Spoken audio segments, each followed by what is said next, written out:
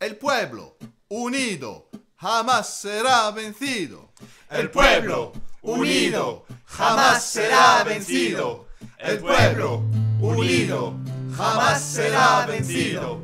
El pueblo Ok. Bah, je unido pense que j'apprends rien à personne en jamás disant que será encore aujourd'hui en 2025, les femmes partout dans le monde elles sont opprimées, non? Genre sûrement que si vous êtes dans cette salle aujourd'hui, c'est pour ça. Et non seulement en fait il y a encore cette oppression des femmes, mais la situation elle s'empire même. Et avec la crise, comme In l'a dit, c'est les premières et les plus durement touchées. On voit ça depuis un bout de temps où en fait la classe dominante elle utilise des attaques contre les droits des femmes et en général contre les minorités pour dévier en fait la colère qui émerge de la crise, du fait que les gens ils peuvent plus vivre comme avant. La vie elle devient difficile avec l'inflation, avec l'austérité, tout ça. Et bah ça crée évidemment des réactions dans la population et toute cette colère elle est déviée sur des voies disons qui menacent pas la classe dominante, sur des leurres en fait identitaires, notamment comme on l'a vu avec les attaques sur le droit à l'avortement aux États-Unis il y a pas longtemps. Et ça, c'est que accéléré par la montée de l'extrême droite, non? C'est quelque chose que la classe dominante fait depuis un bout de temps, mais avec Trump, ça va s'accélérer, tout ça. Et donc c'est évident dans d'autres parts du monde, mais aussi ici en Suisse, en fait, qui nous est présenté comme un pays méga prospère, moderne, où toutes ces choses sur papier, elles ne devraient pas exister. On voit aussi qu'on est loin de l'égalité et qu'à l'horizon, il y a plus d'attaques et plus de détérioration qui se préparent, et oui. Et on en voit déjà les premiers symptômes de ces attaques, non? In a mentionné l'augmentation de la retraite des femmes l'année passée, mais on peut aussi ajouter à ça les coupes d'austérité qui en ce moment touchent avant tout des secteurs qui emploient une grande partie des femmes, comme l'éducation et la santé. Et au-delà de questions qui sont purement économiques, on voit aussi une augmentation vraiment inquiétante des violences domestiques, donc de 20% ces dernières années, au point où, genre maintenant, en moyenne en Suisse, toutes les 2 semaines, une femme est tuée par quelqu'un de sa famille, non? Et bien sûr, c'est pas la fin, genre il y a plein de choses qu'on peut énumérer dans l'oppression des femmes, les agressions, le harcèlement quotidien, les commentaires sexistes au boulot. Il suffit de genre allumer la télé et voir les choses dégueulasses qui se disent sur l'affaire Pellico. Donc bref, c'est vraiment quelque chose qui est omniprésent. Et pour lutter contre ça, comme toutes les années, on a été dans la rue samedi à l'occasion de la Journée internationale des travailleuses. Mais ce samedi, ça marquait aussi autre chose, le 108e anniversaire de la Révolution de février, qui en fait marque le début d'un long processus révolutionnaire en Russie en 1917, qui est un processus qui est extrêmement riche en leçons dans tout plein de choses, mais aussi sur la question de l'oppression des femmes en particulier, parce que c'est le moment de l'histoire où il y a eu les avancées les plus monumentales, et on a beaucoup à apprendre de tout ça. Donc j'ai dit qu'on fêtait genre la Révolution de février, c'est une question de calendrier en fait, elle commence le 23 mais ça correspond au 8 mars, à la Journée internationale des femmes, qui en fait était une tradition très récente à l'époque, qui avait été lancée quelques années avant par la communiste Clara Zetkin, et sans préparation au préalable, ce jour-là, les travailleuses du secteur textile de Petrograd, elles entrent en grève spontanément contre tout plein de choses, notamment la misère qu'il y avait en Russie à l'époque, contre la guerre qui était détestée, et contre le tsarisme aussi, qui perpétuait cette guerre et qui niait toute forme de droit aux femmes. Et elles ne s'arrêtent pas à juste garder la grève petite dans une entreprise ou deux, elles vont en fait envoyer plein de délégations dans toute la ville pour tirer les travailleurs des autres usines dans le mouvement. Et ça fonctionne.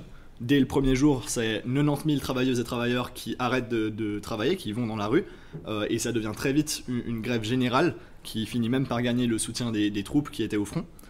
Et en une semaine plus tard, le tsar il est renversé par ce mouvement de masse. Et dans cette lutte, en fait, les travailleuses et les travailleurs, ils vont aussi former spontanément des soviets. Donc c'est quoi ça?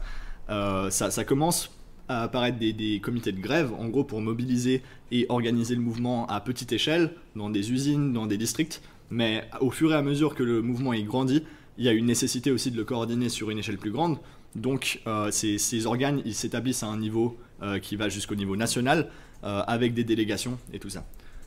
Et ça pose une vraie base pour que les travailleurs ils prennent le contrôle de la société, genre sans les capitalistes et sans leur État, qui gèrent la production et la vie, en gros. Mais les directions du mouvement ouvrier, qui à l'époque étaient à la tête des soviets, refuse de prendre le pouvoir et il s'accroche à la bourgeoisie qui du coup réussit à garder un peu le pouvoir pour une autre période. Bah, bien sûr, les capitalistes, ils avaient aucun intérêt, ils étaient juste incapables de régler les problèmes des travailleuses et des travailleurs, la misère, ils pouvaient pas mettre fin à la guerre. Et donc, de façon très sommaire, pour ces raisons-là, la lutte, elle va continuer jusqu'en octobre, où les communistes, ils mènent une seconde révolution qui renverse le gouvernement provisoire et en établit un autre, qui est du coup élu par ces soviets-là et qui est sous leur contrôle. Donc c'est un État ouvrier qui sert à la classe ouvrière. Et évidemment, une prise du pouvoir de cette ampleur-là, genre comme ça, aurait pas été possible sans les travailleuses et en général sans les femmes. Tu peux pas faire de révolution sans 50% de la population. Et en fait, comment est-ce qu'on en est arrivé à ce point-là où il y avait la possibilité de prendre le pouvoir? Bah, les communistes qui au début avaient fait quelques erreurs, ils avaient été un peu conservateurs sur ces questions. J'ai notamment mentionné le fait que pendant le jour de la journée à la journée internationale des travailleuses, c'est les travailleuses qui entrent spontanément en grève parce que les partis du mouvement ouvrier n'avaient pas considéré qu'il y avait la possibilité. C'était une erreur de jugement. Mais en fait, les communistes ils vont apprendre aussi de ces erreurs et ils vont réussir à gagner le soutien d'une majorité des femmes en prêtant une attention particulière à la question de leur oppression, en faisant du travail actif parmi elles, notamment avec une publication qui est dédiée à ça, un journal qui adresse spécialement les problèmes des travailleuses. Il y avait même des choses genre sur des conseils d'hygiène qui n'étaient pas accessibles à une grande partie des femmes russes. Et oui. Et donc, après la prise du pouvoir, les communistes ils font une priorité de s'attaquer à ces problèmes-là, d'éradiquer l'oppression. Et la première étape, évidemment, c'est d'achever l'égalité devant la loi. Donc, toutes les lois tsaristes qui disaient très littéralement que la femme doit obéir et servir son mari, évidemment, elles sont abolies, avec une panoplie d'autres lois du style. Et ça se limite pas que aux lois contre les femmes, non, genre ils décriminalisent aussi l'homosexualité, premier pays à le faire en Europe. Le droit de vote est aussi accordé aux femmes, donc en 1917 en Russie. Pour rappel, la Suisse ça a été obtenu en 1971, donc bien plus tard, et même dans des cantons je crois que ça a été obtenu en 1998. Le divorce en plus est aussi facilité pour que les femmes elles soient pas enchaînées à leur mari légalement. Et en plus de ça, le droit à l'avortement est obtenu. Donc encore une fois, c'est une première en Europe et je pense que c'est très difficile de surestimer à quel point c'était progressiste. C'était une immense avancée dans l'autonomie corporelle des femmes. Et oui, et encore une fois, en Suisse, on a été très en retard. 2002, le droit à l'avortement. Et même maintenant, genre, il y a des attaques constantes de l'UDC sur ce droit, non ? Et une chose importante, c'est que les communistes, ils vont pas s'arrêter juste à la question de l'égalité formelle devant la loi, non ? Ils vont pas dire c'est bon, on a des bouts de papier qui disent qu'on est égaux, du coup l'oppression des femmes ça existe plus. Non, c'est quelque chose qui devait suivre aussi dans la réalité. Typiquement, si on reprend l'exemple du divorce, effectivement c'était une avancée de le faciliter légalement pour que la femme soit pas attachée à son mari légalement, mais il y avait encore la question économique. Est-ce qu'il y avait vraiment une alternative? Est-ce que si elle quittait son mari parce qu'il était violent ou pour une autre raison, parce que ça fonctionnait pas, elle pouvait trouver du logement, du travail, tout ça. Donc il fallait vraiment du logement de qualité gratuit ou abordable pour qu'elles ne doivent pas choisir entre vivre avec un mari violent et se retrouver à la rue. Et ça c'est un problème qu'on voit encore aujourd'hui en Suisse, non ? Donc j'ai mentionné au début de ma présentation la violence domestique qui augmente drastiquement, mais genre il n'y a pas vraiment d'alternative justement. Les foyers pour femmes battues, ils sont très peu nombreux en Suisse et ils sont sous-financés, ce qui veut dire qu'il y a beaucoup de femmes qui sont forcées de retourner vivre avec des types violents. Et si vous ne l'avez pas fait, je vous conseille de lire l'article qu'on a sur ça dans le journal. Mais oui. Et même chose un peu pour l'avortement, c'était une énorme avancée, mais si derrière ça, il n'y a pas genre l'accès à des soins de qualité gratuits, c'est que l'avortement pour celles qui peuvent se le payer, donc les femmes bourgeoises finalement. Donc oui, il fallait vraiment genre établir ces choses pour que ces droits ne soient pas des choses creuses, mais des réalités. Et en plus de ça, le congé maternité payé de 16 semaines est mis en place. Donc pour rappel, en Russie, je fais beaucoup le parallèle, mais c'est à chaque fois assez choquant. Genre en 1917 en Russie, on a un congé payé de cette ampleur, donc dans un pays qui était totalement dans la misère économique. Et pour référence, aujourd'hui en Suisse, le congé maternité, il est de 14 semaines, avec une rémunération limitée. Et au-delà de ça, une des autres questions extrêmement importantes, c'était celle de la garde des enfants et des tâches ménagères, qui en gros étaient des fardeaux qui reposaient uniquement sur les épaules des femmes. Et donc le gouvernement soviétique, il s'attaque aussi à la tâche de les décharger de ces fardeaux-là, en installant des crèches dans les lieux de travail, en établissant des réseaux de cantines et de buanderies publiques, pour socialiser ce travail domestique, pour qu'il soit plus fait à une échelle familiale, ce qui veut dire que c'est juste les femmes qui le font, mais qu'il soit pris en charge par toute la société. Et ça, c'était déjà super, mais en fait, c'était aussi une nécessité, parce qu'il fallait libérer tout ce temps-là pour que les femmes qui avaient toujours été exclues de la vie politique et enfermées dans la sphère domestique, elles puissent en fait prendre part activement à la prise de décision, à la gestion de la société. Parce que les communistes, ils comprenaient aussi que la construction d'une société sans exploitation, sans oppression, ça peut pas juste être fait par une clique de personnes qui implémentent des bonnes politiques, ça peut que se faire à travers une participation active des plus grandes masse de personnes. Donc il fallait les tirer en fait dans cette prise de décision, dans les soviets, c'est là où ça se faisait. Et ça voulait aussi dire il fallait que ces personnes elles aient le temps de le faire, non? Et oui. Et aussi peut-être cet objectif d'apprendre aux femmes à gérer la société, c'était aussi reflété dans la composition du gouvernement soviétique, non? Qui était le premier à avoir une femme ministre, Alexandra Kollontai, peut-être vous en avez entendu parler.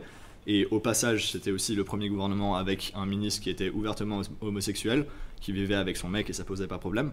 Et ça, c'était pas genre comme les choses qu'on voit aujourd'hui, les politiques de quotas, où on dit juste ah oui, il faut qu'il y ait tel pourcentage des postes haut placés, que ce soit au gouvernement ou dans des entreprises, qui soient occupés par des femmes ou des minorités, ce qui sert pas du tout à améliorer les conditions des travailleuses en général, mais qui donne juste un masque progressiste à l'oppression, non? Parce que les politiques qui nuisent à la majorité des travailleuses, des femmes, des minorités, elles continuent à être faites, non?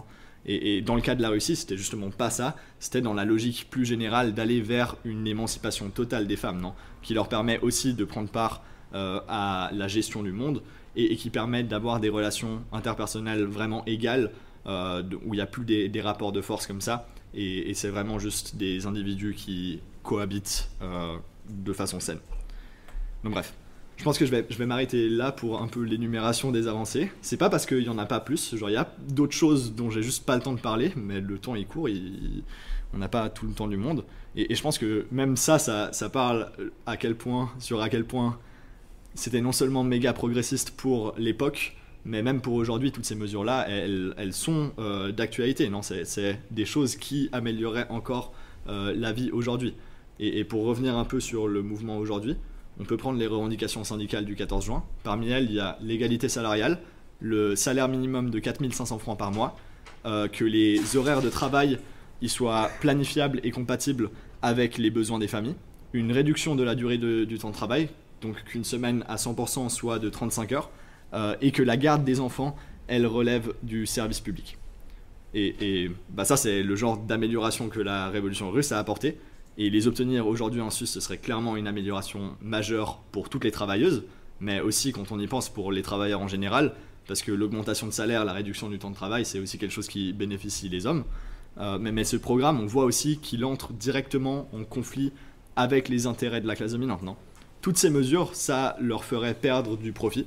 Donc les patrons, ils n'ont absolument aucun intérêt à monter les salaires, à implémenter l'égalité salariale, à baisser le temps de travail, ça bouffe leur profit.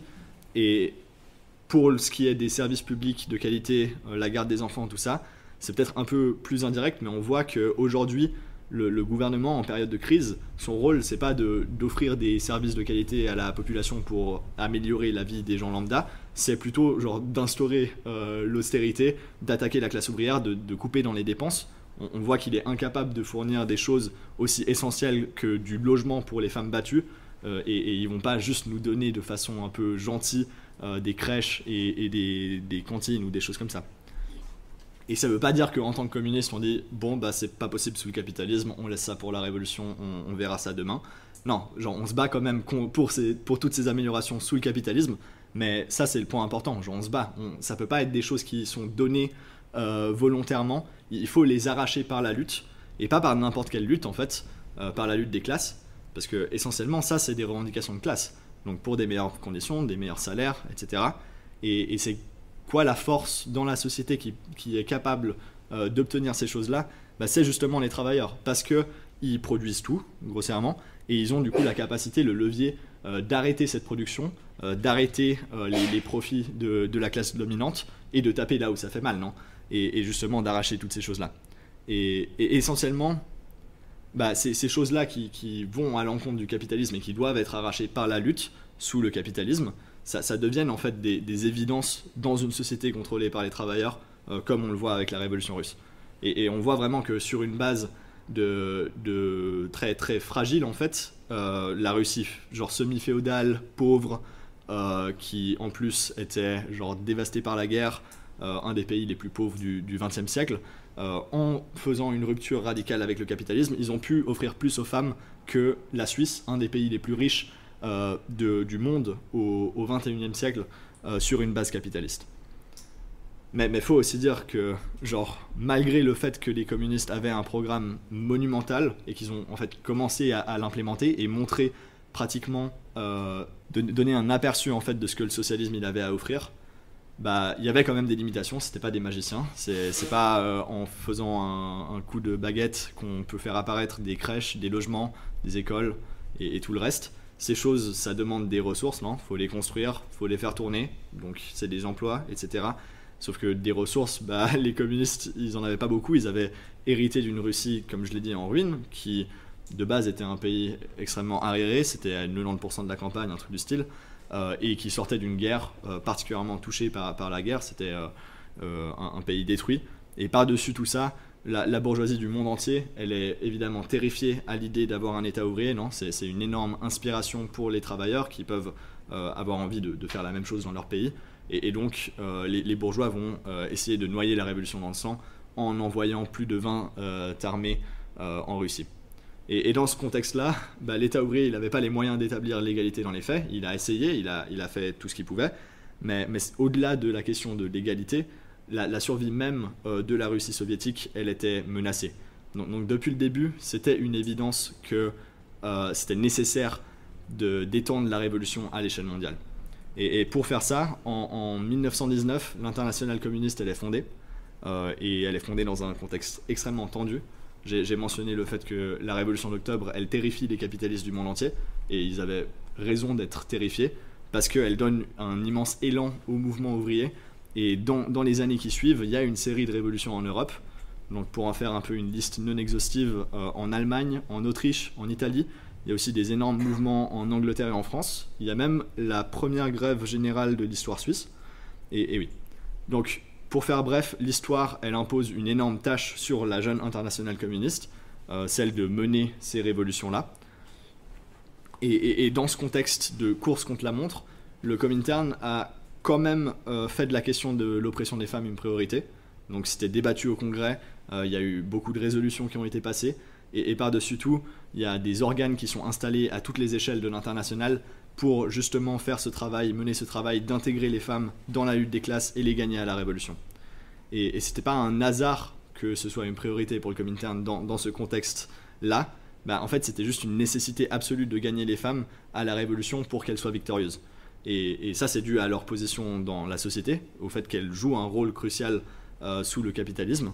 Et en fait, depuis ses débuts avec l'industrialisation, de plus en plus de femmes sont tirées dans les usines, elles commencent à travailler dans les usines, et c'est un processus qui avait été accéléré à l'époque du Comintern par la guerre, quand les travailleurs ils sont envoyés s'entretuer au front, mais l'économie elle doit quand même tourner, genre notamment pour produire des armes, etc. Et donc c'est les femmes qui prennent massivement en charge le travail des hommes dans les usines, non? Donc pour faire bref, le capitalisme, il a tendance en fait à sortir les femmes de la sphère purement ménagère et les intégrer à l'industrie. Est-ce que ça veut dire que les tâches ménagères elles disparaissent magiquement? Non. Genre, il faut quand même faire plein de trucs et ces tâches elles restent effectuées majoritairement par les femmes, presque totalement par les femmes. Et donc le capitalisme, il hérite de l'esclavage domestique du passé et à ça, il ajoute l'esclavage salarié. Et pour les femmes, cet esclavage salarié, il est particulièrement dur. dans le sens qu'elles travaillent dans les secteurs les plus exploitatifs, non, comme le textile que j'ai mentionné avant, où les journées de travail elles étaient tendanciellement plus longues, les conditions elles sont plus dangereuses, les salaires ils sont plus bas. Bref, c'est très difficile de surestimer à quel point c'était nul. Et ça c'est vrai genre pour il y a 100 ans à l'époque dont je parle, mais c'est quand même quelque chose qui est vrai genre aujourd'hui, même en Suisse. C'est pas à la même échelle parce qu'il y a eu des améliorations qui ont été obtenues par la lutte, mais l'inégalité salariale c'est encore une réalité. Et même chose, les métiers les plus précaires ils sont souvent en grande partie faits par les femmes. Et donc cette surcharge, que ce soit à la maison ou au taf, elle a quoi comme effet immédiat? Bah souvent c'est une passivité, non? Par le fait que tu es tellement écrasé au quotidien, donc à la maison, au taf, etc., que tu es crevé, tu n'as pas forcément l'énergie de, en plus de tout ça, mener des luttes quotidiennes routinières, aller à des réunions syndicales ou des choses du style. Mais aussi cette passivité, elle est extrêmement superficielle, parce que ça ne veut pas dire que les travailleuses, elles restent indifférentes à l'exploitation. C'est juste qu'il y a une accumulation de frustration et de colère qui ne trouve pas d'expression immédiate. Et bah, pour faire une analogie, c'est un peu comme si on a une casserole à pression et si la vapeur elle n'est pas relâchée, on peut avoir l'impression qu'il n'y a rien qui se passe dedans, on peut dire ah oui c'est statique, ça va le rester comme ça pour toujours, mais non, il y a des choses qui se passent à l'intérieur, juste on ne les voit pas depuis l'extérieur, et donc ça peut et ça doit finir par éclater à un moment. Et c'est pour ça qu'on voit que cette inactivité elle se transforme rapidement en ferveur révolutionnaire une fois entrée dans la lutte, non ? Donc on le voit avec l'exemple de la Russie en février, mais de façon générale c'est quelque chose qu'on voit à travers l'histoire de toutes les révolutions. Donc autant du Comintern avec la révolution allemande, chinoise, toutes les autres, mais aussi dans des mouvements beaucoup plus récents comme le printemps arabe, le mouvement qu'il y a eu en Iran après la mort de Mahsa Amini et les mouvements au Kenya et au Bangladesh l'année passée. Donc bref, pour revenir au point du Comintern, ne pas traiter de l'oppression des femmes, ce serait se couper d'un immense potentiel révolutionnaire, et ce serait par-dessus tout aussi rendre impossible une lutte commune de travailleurs et travailleuses. Donc en gros ce serait se tirer une balle dans le pied, tirer en arrière toute la lutte des classes, et je conçois que c'est un peu abstrait comme ça, mais si on prend une question genre concrète et actuelle, c'est-à-dire l'inégalité salariale, bah, pour prendre un exemple, dans les années 70 je crois, il y avait une grève de 7 semaines dans le secteur métallurgique en Angleterre, et une des 4 demandes principales de cette grève, c'était l'égalité salariale entre hommes et femmes. Et pourquoi est-ce que c'était une des 4 demandes principales? Est-ce que c'est parce que les travailleurs métallurgiques des années 70 étaient super déconstruits ou pas du tout sexistes? Sûrement pas, genre probablement que parmi ces travailleurs devait y avoir des sexistes, mais de façon générale, en fait, si ton patron il peut se permettre d'employer quelqu'un qui fait le même travail pour moins d'argent, qu'est-ce qu'il va faire? Est-ce qu'il va genre prendre cet argent épargné et te le redonner par solidarité masculine ou quoi que ce soit? Non, genre il cherche à faire du profit. Et en fait ça crée une compétition avec de la main d'œuvre peu chère qui permet au patron de maintenir tous les salaires bas, y compris ceux des hommes, non? De les menacer et leur dire bah demandez pas des salaires plus hauts parce que sinon je vous vire et je vous remplace avec des femmes. Et donc il y a vraiment un intérêt commun à l'égalité salariale, il faut en fait ça pour commencer à lutter. Et au-delà de la question du salaire minimum, ça va plus loin que ça. La force d'une grève, elle est dans le fait que ça immobilise la production, je crois l'avoir mentionné avant, et ça empêche les patrons de faire du profit. Mais ça peut que marcher si la production elle est vraiment immobilisée, ça veut dire que tous les travailleurs sont en grève. Et ça veut dire qu'il faut gagner cette unité de la classe ouvrière. Dans un secteur mixte, c'est impossible de le faire si on n'adresse pas les problèmes de l'ensemble des travailleurs. Si tes demandes, elles adressent pas les problèmes spécifiques des travailleuses, donc l'inégalité salariale, même le fait que l'entreprise ne mette pas à disposition des crèches pour garder les enfants pendant les heures de travail, plein d'autres questions, bah, si on n'adresse pas tout ça, pourquoi est-ce que les femmes elles entreraient en grève?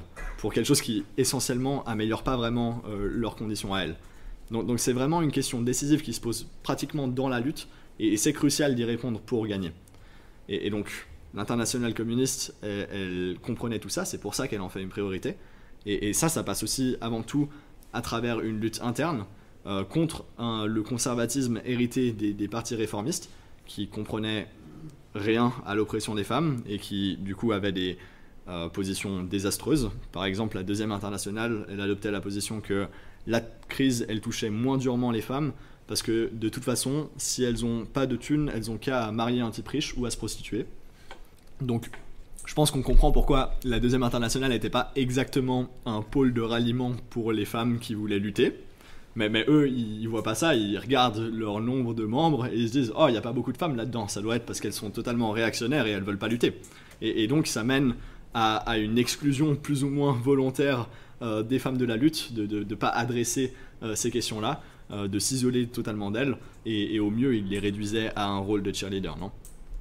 Donc le Comintern, il partait clairement sur des meilleures bases que ça, mais il restait un peu de résistance au fait de faire du travail auprès des femmes, parce qu'après tout, bah oui, il y a des préjugés sexistes partout dans la société, une organisation révolutionnaire n'est pas totalement imperméable à ça, et donc la direction, comment elle remédie à ça, elle a dû éduquer les rangs, patiemment, donc expliquer pourquoi c'était nécessaire, un peu comme j'ai essayé de le faire là, à partir de la réalité.